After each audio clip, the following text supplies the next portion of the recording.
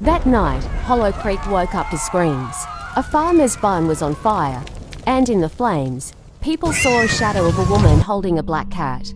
But when they ran to help, there was no woman, no cat, and no fire. Just ashes on the ground, still warm. From that night on, the village was never the same again. She came the next morning, walking down the dusty road with her head covered in a black scarf.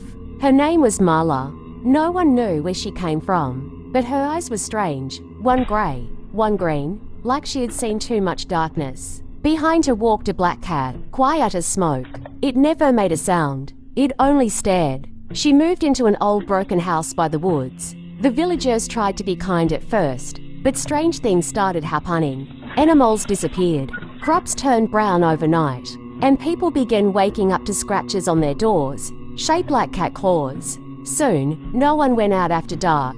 The streets were empty, but the sound of the cats purring echoed everywhere, soft, but cold. One night, a brave man tried to throw holy water on Marla's door. The next morning, his body was found by the river, eyes wide open, like he'd seen something he could never forget. That's when everyone knew. The woman and her cat were not normal. The village priest gathered some men. They carried crosses, ropes, and fear in their hearts. They marched to Marla's house under the full moon. She stood waiting outside, calm, with the cat sitting by her feet. "You fear what you don't understand," she said softly. Her voice shook the air. Then the cat hissed, and every torch went out. People screamed. Some ran.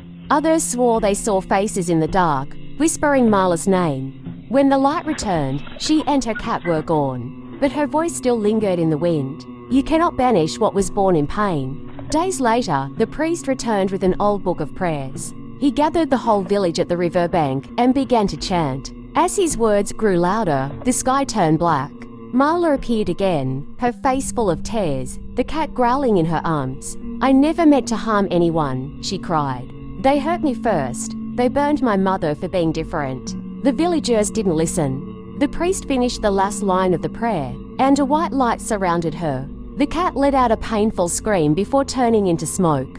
Marla fell to her knees, crying as the wind pulled her away.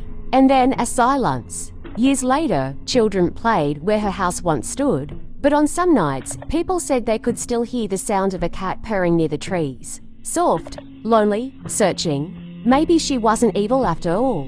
Maybe she was just broken, and the world never gave her a chance. Because sometimes, even witches just want to be loved.